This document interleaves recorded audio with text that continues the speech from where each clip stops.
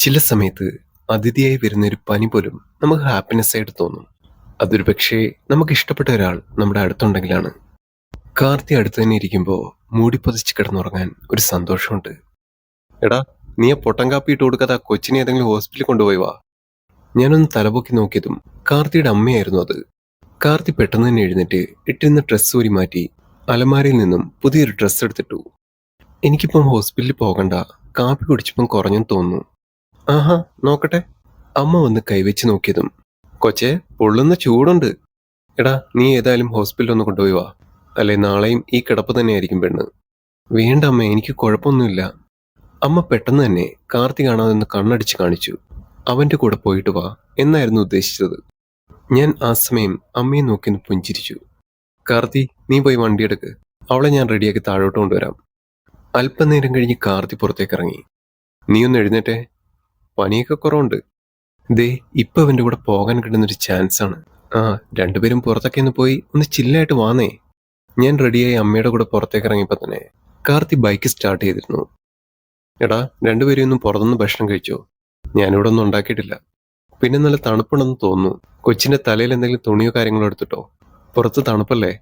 നീ എന്താ കൊച്ചിങ്ങനെ നോക്കിക്കൊണ്ട് നിൽക്കുന്നേ? വണ്ടിയിലോട്ട് കയറുന്നില്ലേ?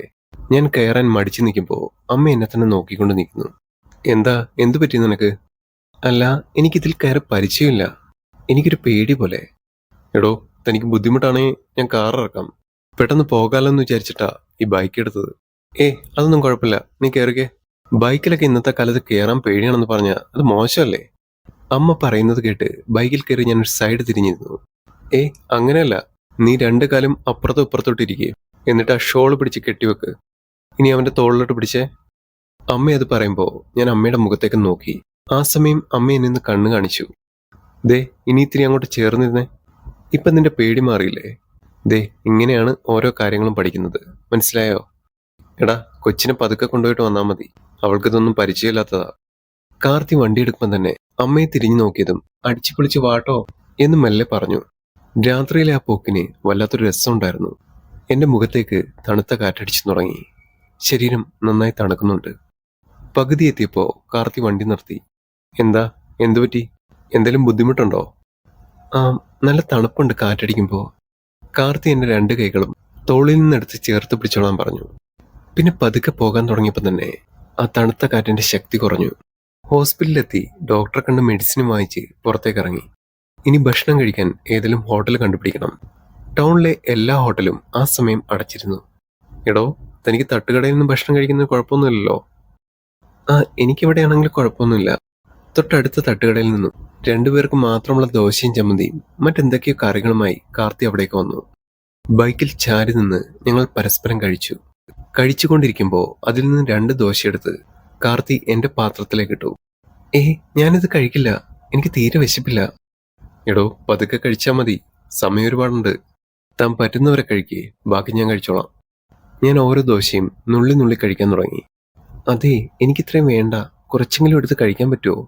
ഭക്ഷണം കഴിച്ചു കഴിഞ്ഞ് എങ്ങോട്ടും നോക്കിയിരിക്കുന്ന കാർത്തി എന്റെ പാത്രത്തിൽ നിന്ന് തന്നെ ഓരോ ദോശയും എടുത്ത് കഴിക്കാൻ തുടങ്ങി. മഞ്ഞ്, തണുപ്പ്, ചൂട് ദോശ. എടോ, തനിക്ക് കട്ടൻ വേണോ? എനിക്ക് വേണമായിരുന്നു, പക്ഷെ ഒന്ന് വായിച്ചാൽ മതി. ഞാൻ അധികം കട്ടൻ ചായ കുടിക്കാറില്ല. ചേട്ടാ, ഒരു കട്ടൻ ചായ, ഷുഗർ മീഡിയം മതി കേട്ടോ. നല്ല ചൂട് കട്ടൻ ചായ മെല്ലെ മെല്ലെ കുടിക്കുമ്പോ ദേ ദോശ ബാക്കിയുണ്ട് കേട്ടോ, എനിക്കിത്രയും വേണ്ട. അത് പറയുമ്പോ കാർത്തി എന്നെ നോക്കി. അതങ്ങ് കഴിച്ചൂടെ? കാർത്തി ഓരോന്ന് പറയുമ്പോഴും എന്റെ കണ്ണുകൾ കാർത്തി കുടിച്ച പകുതി കട്ടൻ ചായയിലേക്കായിരുന്നു. ആദ്യ രാത്രിയിൽ പോലും കൊണ്ടുവന്ന പാൽ കുടിക്കാതെ നഷ്ടപ്പെടുത്തിയ നിമിഷങ്ങളായിരുന്നു. താനെന്തായി നോക്കുന്നേ? ഞാൻ കാർത്തിയുടെ കയ്യിലെ കട്ടനിലേക്ക് ചൂണ്ടുവിരൽ കാട്ടി. അത് ചോദിച്ചപ്പോ തന്നെ എന്റെ കയ്യിലേക്ക് എടുത്തു തന്നു. എടോ, അതിത്തിരി ചൂട് കൂടുതലാ, മെല്ലെ കുടിച്ചാൽ മതി. ഞാൻ ആ ചൂടുള്ള കട്ടൻ കുടിക്കുമ്പോ എന്റെ കണ്ണുകൾ നിറയുന്നുണ്ടായിരുന്നു. എന്തുപറ്റി? എരിവ് എന്തേലും ഉണ്ടോ? തന്റെ കണ്ണു നിറഞ്ഞിട്ടുണ്ടല്ലോ. ഞാൻ ഒന്നുമില്ല എന്ന് പറഞ്ഞ് ബാക്കി ചായ കുടിച്ചു. വാ, ഇനി നമുക്ക് പോയാലോ? പെട്ടെന്നായിരുന്നു ഞാനും കാർത്തിയും ഒരുപോലെ അവിടേക്ക് ശ്രദ്ധിച്ചത്. തട്ടുകടയ്ക്ക് തൊട്ടടുത്തായി ഒരു സിനിമാ തിയേറ്റർ ആയിരുന്നു. അവിടെ നിന്നും പരിചയമുള്ളൊരു മുഖം. അത് അപർണയും അവളുടെ ഭർത്താവുമായിരുന്നു. കാർത്തിയും കണ്ണു വെട്ടാതെ ആ കാഴ്ച എങ്ങനെ നോക്കിക്കൊണ്ടു നിന്നു. അവൾ ജീവിതത്തിൽ ഒരുപാട് ഹാപ്പിയാണ്. രണ്ടുപേരും ചിരിച്ചും കളിച്ചും കാറിലേക്ക് കയറി പോകുന്നു. ഭക്ഷണം കഴിച്ചു കഴിഞ്ഞ് കാർത്തി വണ്ടി സ്റ്റാർട്ട് ചെയ്തു. കാർത്തിയുടെ മനസ്സിൽ വല്ലാത്തൊരു ഏകാന്തത പോലെ. അത് ആ മുഖം കണ്ടപ്പോൾ തന്നെ എനിക്ക് തോന്നി. എന്നോടൊന്നും സംസാരിക്കുന്നില്ല. ചിലപ്പോ ചില കാര്യങ്ങൾ അങ്ങനെയാണ്. നമുക്ക് പ്രിയപ്പെട്ടവർ നമ്മളെ വിട്ടു പോയാലും അത് മറന്നു കളയാൻ കുറച്ച് പ്രയാസമാണ്. പ്രണയം ഒരാളിൽ മാത്രം തുടങ്ങുന്നില്ല. എപ്പോഴും അത് രണ്ടുപേരും ചേർന്നാണ് തുടങ്ങുന്നത്. എന്നാൽ അത് അവസാനിക്കുമ്പോൾ അത് രണ്ടുപേരിലും ഒരുപോലെ അവസാനിക്കുന്നില്ല. ഒരാൾ അതിന്റെ ചിതയിൽ ജീവിതകാലം മുഴുവൻ എരിഞ്ഞൊടുങ്ങുന്നു. അതിനുത്തമ ഉദാഹരണമാണ് കാർത്തി. എനിക്ക് ആ നിമിഷം വിഷമം തോന്നി. അവരുടെ മനോഹരമായ പ്രണയത്തിൽ സാക്ഷിയായവൾ ഞാനായിരുന്നു. ഞാൻ കാർത്തിയുടെ പിന്നിൽ കയറി മെല്ലെ തോളിൽ പിടിച്ചിരുന്നു. മെല്ലെ എന്റെ കൈകൾ പരസ്പരം ചേർത്ത് പിടിച്ച് കാർത്തിയോട് ചേർന്നിരുന്നു. ലോകത്തെവിടെ പോയാലും കിട്ടാത്തൊരു അനുഭൂതിയാണ് ഇഷ്ടപ്പെട്ട ഒരാളുമൊത്ത് അർദ്ധരാത്രിയിലെ ഒരു ബൈക്ക് യാത്ര. അപകടങ്ങളിൽ ഒന്നും പെടാതെ സുരക്ഷിതമായ കൈകളിലാണ് നമ്മളെങ്കിൽ ആ ഒരു യാത്ര ലോകത്ത് മറ്റൊരു യാത്രയും തരാത്തൊരു അനുഭവം തന്നെയാണ്. വീട്ടിലെത്തിയപ്പോ അമ്മ ഞങ്ങളെ കാത്ത് പുറത്തു തന്നെ ഉണ്ടായിരുന്നു. കാർത്തി ബൈക്ക് ഒതുക്കി അപ്പുറത്തേക്ക് വെക്കാൻ പോയപ്പോ, മോളെ എങ്ങനെയുണ്ടായിരുന്നു? യാത്ര സൂപ്പറായിരുന്നോ? ഇനി എല്ലാം നിന്റെ കയ്യിലാണ്. പെണ്ണുങ്ങളായ കുറച്ച് മിടുക്ക് വേണം. പിന്നെ ഇനി അവൻ മിണ്ടുന്നില്ല പറയുന്നില്ല എന്നൊക്കെ പറഞ്ഞിട്ട് എന്നോടൊന്ന് പരാതിയൊന്നും പറഞ്ഞേക്കരുത്. അമ്മ പറയുന്നത് കേട്ട് ഞാനൊന്ന് പുഞ്ചിരിച്ചു. ബൈക്ക് വെച്ച് കാർത്തി വന്നപ്പോ ഞാൻ കാർത്തിക്കൊപ്പം അകത്തേക്ക് പോയി. എടോ, മെഡിസിൻ കഴിച്ചിട്ട് കിടന്നാൽ മതി. കാർത്തി ഒരു ഗ്ലാസ് വെള്ളം എടുത്ത് എന്റെ കയ്യിൽ കൊണ്ടുവന്ന് തന്നിട്ട് അപ്പോൾ തന്നെ കടന്നു. ഞാൻ ലൈറ്റ് ഓഫ് ചെയ്ത് ഒരു മൂലയിലേക്ക് ചേർന്ന് കിടന്നു. കാർത്തി ഇന്ന് ഒരുപാട് കറങ്ങി ക്ഷീണിച്ചു വന്നതുകൊണ്ടാവാം കിടന്നപ്പോൾ തന്നെ കണ്ണടച്ചു. കുറച്ച് നിമിഷം കഴിഞ്ഞ് ഞാനും ഒന്ന് ഉറങ്ങാനായി മെല്ലെ കണ്ണടച്ചു. പെട്ടെന്ന് ആ കൈകൾ എന്നെ ചേർത്ത് പിടിക്കുന്ന പോലെ എനിക്ക് തോന്നി. കാർത്തി എന്റെ തൊട്ടരികിലായി വന്ന് കിടന്നു. സുമിത്ര, തന്നോട് ഞാൻ ഒരുപാട് തെറ്റ് ചെയ്തു. സോറി. താൻ ഇത്രത്തോളം എന്റെ പിന്നാലെ നടന്നിട്ടും ഞാൻ തന്റെ ഇഷ്ടം അത് മനസ്സിലാക്കിയിട്ടില്ല. അതൊന്നും കുഴപ്പമില്ല കാർത്തി. മാസനുണ്ടായില്ലേ, എനിക്കതൊക്കെ ശീലമായി. പിന്നെ എനിക്കും വിഷമമുണ്ട്. ഞാൻ കാരണമല്ലേ തന്റെ ജീവിതം കൂടി ഇങ്ങനെ ആയത്.